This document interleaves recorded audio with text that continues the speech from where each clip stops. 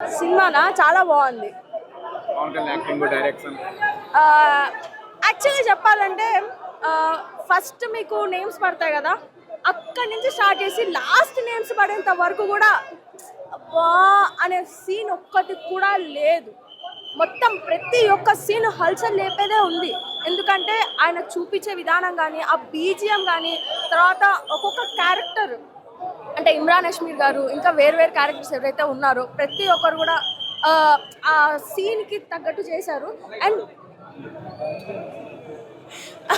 So so నేనైతే చెప్పదలుచుకుంది ఏంటంటే మూవీలో ఉన్న ప్రతి ఒక్క సీన్ ఆసమ్గా ఉంది అండ్ ప్రతిదీ చాలా డీటెయిలింగ్గా ఉంది.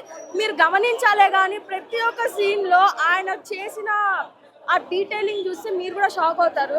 ఎందుకంటే కొన్ని సీన్స్ మనం థియేటర్లో మిస్ చేస్తాం, ఎందుకంటే అరచడంలో అవి ఇవి చేయడంలో. సో తర్వాత మళ్ళీ ఈ సినిమాకి మళ్ళీ వచ్చి ఒక 2 to 3 టైమ్స్ చూస్తే మీకు అర్థమవుతుంది అసలు యాక్చువల్గా ఎంత కష్టపడి ఒక్కొక్కటి ఎంత డీటెయిలింగ్గా చేశారు. అండ్ మూవీలో ఆయన ఉన్నంత హ్యాండ్సమ్గా ఎవ్వరూ లేరు నన్ను అడిగితే కనుక. హీరోయిన్ని కూడా బీట్ చేసేంత హ్యాండ్సమ్గా ఉన్నారు ఆయన. అండ్ హీరోయిన్ యాక్చువల్గా లేకపోయినా ప్రాబ్లం లేదు, కాకపోతే ఏంటంటే పెట్టారు నాకే వస్తుంది. అలా ఉంది. లాస్ట్ సీన్ కూడా అలాగే ఉంది. ఫస్ట్ ఎంట్రన్స్ సీన్ లో యాక్చువల్గా ఆ ఎంట్రన్స్ ఇచ్చేటప్పుడు ఆయన కళ్ళు అలా చూపిస్తారు. లాస్ట్ సీన్ కూడా అలాగే ఉంది. It's like end to start everything is same.